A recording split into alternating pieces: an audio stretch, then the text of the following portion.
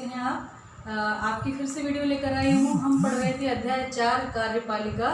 तो उसमें हमने जाना कैसे अपने यहाँ अध्यक्षीय, संसदीय, अर्ध अध्यक्षात्मक शासन व्यवस्थाएं होती हैं, कहाँ कौन सी प्रचलन में है। ये भी पढ़ा कि भारत में संसदीय कार्यपालिका है। ठीक है, इसी क्रम में हम आगे बढ़ते हैं।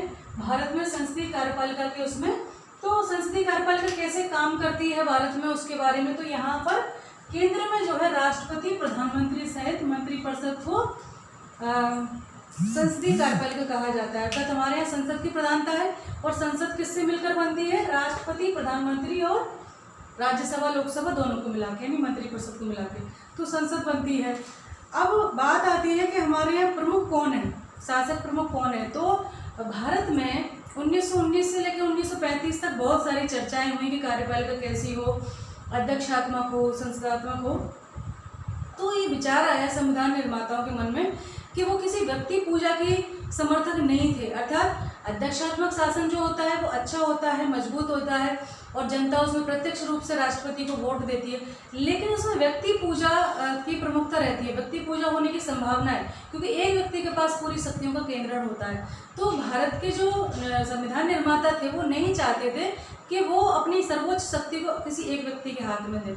तो चूंकि संसदीय शासन व्यवस्था में जो राष्ट्रपति है हमारा, वो अप्रत्यक्ष रूप से चुना जाते हैं और वो किसके द्वारा? जनता के प्रतिनिधियों द्वारा, यानी राज्यसभा, लोकसभा के सांसद और सभी विधानमंडल जो राज्यों के हैं उनके निर्वाचित सदस्यों द्वारा। ठीक है, सभी निर्वाचित सदस्य उनको चुनते हैं, कभी भी नामांकित व्यक्ति उनको नहीं चुनता है। इसका अर्थ है कि वो जनता के द्वारा ही चुने जा रहे हैं, है ना, जनता के द्वारा निश्चित समय के लिए, 5 वर्ष के लिए। तो इसमें क्या होता है कि किसी व्यक्ति की प्रधानता होने की वो नहीं है, फिर महाभियोग द्वारा उनको हटाया भी जा सकता है। तो इस तरह से व्यक्ति पूजा की। दूसरी बात कि शक्ति मेन रूप से, वास्तविक रूप से जो है प्रधानमंत्री सहित मंत्रिपरिषद को होती है, जो जनता द्वारा प्रत्यक्ष चुने जाते हैं। ठीक है, और उनके पास पूरी पावर होती है, लेकिन राष्ट्रपति को उनकी सलाह माननी पड़ती है। हालांकि ये प्रावधान है कि प्रधानमंत्री सारी चीज़ें उनको सलाह देगा राष्ट्रपति को, राष्ट्रपति उस सलाह को पुनर्विचार के लिए लौटा सकते हैं या मानने से मना भी कर सकते हैं, पर ऐसे केस कम ही आते हैं। और प्रधानमंत्री अगर राष्ट्रपति चाहे, मांगे सलाह, तो प्रधानमंत्री का ये है कि उनको सूचनाएं देगा क्या काम चल रहा है, कैसे चल रहा है, क्या होना चाहिए, ये सारी चीज़ें प्रधानमंत्री का कर्तव्य होता है। तो हमारे भारत में औपचारिक रूप से राष्ट्रपति पूरे शासक प्रमुख है और वास्तविक रूप से प्रधानमंत्री सहित मंत्रिपरिषद जो है काम करती है। भारतीय संविधान निर्माता एक ऐसा ऐसा राष्ट्रपति ऐसी व्यवस्था बनाना चाहते थे कि ना जो शासक हो ना शासनकर्ता हो। वो एक संवैधानिक प्रमुख की तरह राष्ट्रपति का उन्होंने पद सृजित किया है कहीं ना कहीं, लेकिन ऐसा नहीं है अगर हम कहें कि सिर्फ ये नाम मात्र का है तो ये भी अपवाद होगा, ये भी न्याय नहीं होगा, सही वर्णन नहीं है कि राष्ट्रपति सिर्फ नाम मात्र की कार्यपालिका है, वास्तविक नहीं है। कुछ ऐसे अवसर आए हैं कि जहाँ पर उनकी शक्ति अपने आप बढ़ जाती है। तो पहली बात हम पढ़ें कि केंद्र में क्या है? राष्ट्रपति, प्रधानमंत्री सहित मंत्रिपरिषद है और राज्यों में राज्यपाल, मुख्यमंत्री सहित मंत्रिपरिषद, यानी जो केंद्र में राष्ट्रपति का रोल है वही राज्यों में राज्यपाल का रोल है। ठीक है, अब राष्ट्रपति की शक्ति और स्थिति, तो वैसे वास्तविक रूप में तो ये है कि वो औपचारिक प्रधान है, कोई भी विधेयक तब तक पारित नहीं होता है, संधि समझौता जब तक राष्ट्रपति के हस्ताक्षर नहीं हो जाते हैं। इस तरह से तो राष्ट्रपति की प्रधानता है, लेकिन ऐसा प्रावधान है कि संसद में जब पारित होकर कानून आता है, विधेयक आता है, तो राष्ट्रपति को उस पर हस्ताक्षर करने होते हैं, लेकिन उनके पास एक पावर होती है जिसे वीटो पावर कहते हैं, कि वो चाहे तो उसको अपने पास कितने भी दिन तक रख सकते हैं। जैसे कोई विधेयक आया तो वो उसको एक तो कितने भी दिन तक अपने पास रख सकते हैं, इसमें कोई समय सीमा का उल्लेख नहीं है कि राष्ट्रपति को जो है इतने दिन के अंदर ये लौटाना है। तो ये एक बहुत बड़ी पावर है और इसको जो है क्या कहा जाता है? पॉकेट पावर, पॉकेट वीटो के नाम से जाना जाता है कि राष्ट्रपति जो है कितने भी समय के लिए किसी भी विधेयक को हैंग कर सकते हैं। दूसरा है, हो सकता है उस समय तक उसका फिर वो महत्व खत्म हो जाए और वो विधेयक ही पारित न हो।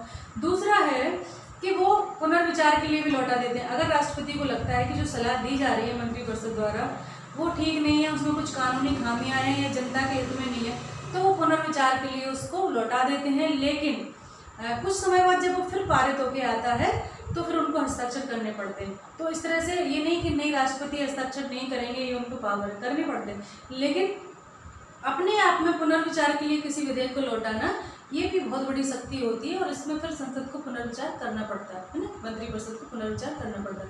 तो स्थितियों के ऊपर निर्भर करता है राष्ट्रपति का पद की कैसी स्थितियाँ, व्यक्ति कैसे स्ट्रॉन्ग है। दूसरा, अगर केंद्र में गठबंधन सरकार है, जैसे 1989 का लगभग गठबंधन सरकारें रही 3-4 कार्यकाल तक, और उस समय राष्ट्रपति की स्थिति बहुत मजबूत हो गई, क्योंकि ऐसे में वैसे तो क्या होता है कि बहुमत दल का जो नेता, जो लोकसभा में बहुमत दल का नेता होता है, उसको वो शपथ दिलाते हैं प्रधानमंत्री की।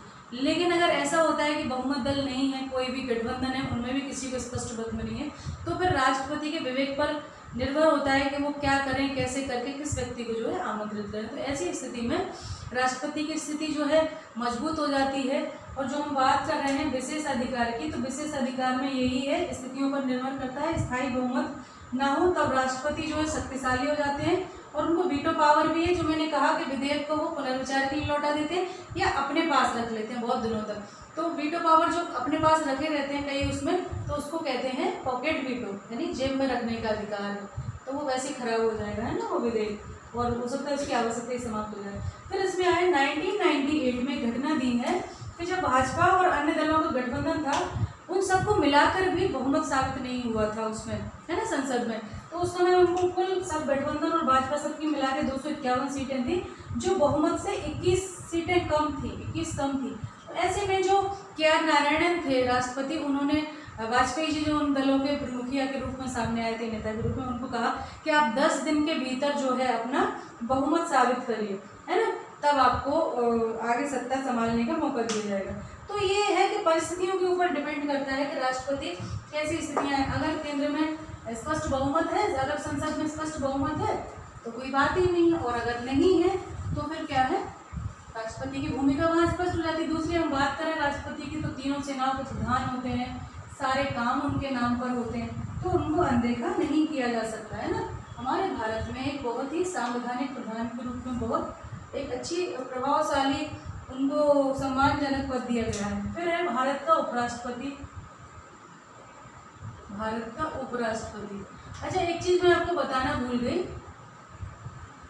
कि जो वीटो पावर है, यानी पुनर्विचार के लिए जो लौटाने का अधिकार है, वो धन विधेयक पे नहीं है। धन विधेयक को तो राष्ट्रपति को हस्ताक्षर करने ही होंगे, यहाँ लिख देती हूं मैं, धन विधेयक पर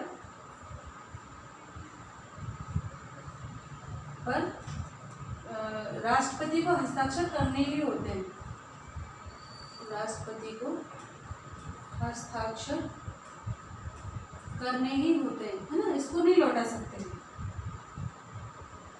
ये इम्पोर्टेंट है, करने ही होते हैं, यानी इसको पुनर्विचार के लिए, धन विधेयक को पुनर्विचार के लिए नहीं लौटा सकते हैं। तो हम पढ़ रहे हैं भारत का उपराष्ट्रपति। तो भारत के उपराष्ट्रपति का भी निर्वाचन सेम वैसे ही होता है जैसे राष्ट्रपति का होता है, पर इसमें एक विशेष है, इसमें राज्य विधानमंडल के लोग भाग नहीं लेते, राज्य विधानमंडल के सदस्य भाग नहीं लेते, मंडल के सदस्य भाग नहीं लेते, ठीक है। और ये बिल्कुल वैसे ही होते हैं, जो सेवा शर्तें इनकी हैं राष्ट्रपति की वो इनकी हैं। और अगर कोई राष्ट्रपति का पद रिक्त होने पर वो राष्ट्रपति के रूप में काम करते हैं, तो ये है राज्यसभा के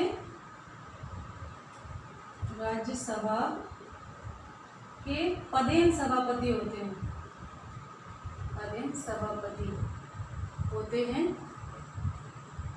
और दूसरा, राष्ट्रपति का पद रिक्त होने पर, पद रिक्त होने पर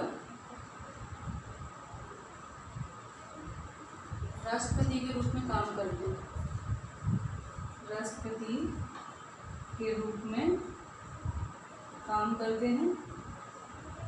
और अभी तक जो वर्णन है वो थे हमारे यहाँ फखरुद्दीन अली अहमद की मृत्यु पर, फखरुद्दीन अली की मृत्यु पर जो जत्थी थे हमारे कार्यवाहक रहे हैं, बीडी जत्थी, बीडी जत्थी, है ना, इन्होंने कार्यवाहक के रूप में काम किया, कार्यवाहक के रूप में, कार्यवाहक राष्ट्रपति है, राष्ट्रपति के रूप में काम। तो मेन जो इनकी पावर होती है, वेतन भत्ते होते हैं, वो सब मेन काम होता है राज्यसभा के सभापति के रूप में। लेकिन कभी कभी अगर राष्ट्रपति का पद रिक्त होता है तो ये उसके रूप में काम करते हैं। एक चीज़ और आपको बता दूं, ये राष्ट्रपति अपना इस्तीफा उपराष्ट्रपति को देते हैं, उपराष्ट्रपति राष्ट्रपति को देते हैं। ये अक्सर प्रश्न पूछा जाता है लोकसभा अध्यक्ष के लिए भी, राष्ट्रपति उपराष्ट्रपति, राष्ट्रपति अपना इस्तीफा किसको देता है, तो सर्वोच्च, तो वो उपराष्ट्रपति को देते हैं, उपराष्ट्रपति अपना इस्तीफा राष्ट्रपति को देते हैं। तो ये हमने पढ़ा राष्ट्रपति और उनके विशेषाधिकार। आगे हम पढ़ेंगे प्रधानमंत्री और उनकी मंत्रिपरिषद के बारे में, ठीक है। तो ये वीडियो यहीं समाप्त करती हूँ। ध्यान से पढ़ाई करना और आप अपना ध्यान रखना, और टेस्ट सीरीज इसके आखिरी में मैं जारी करूँगी, तब आप उसको टेस्ट भी फिल कर सकते हो, ठीक है।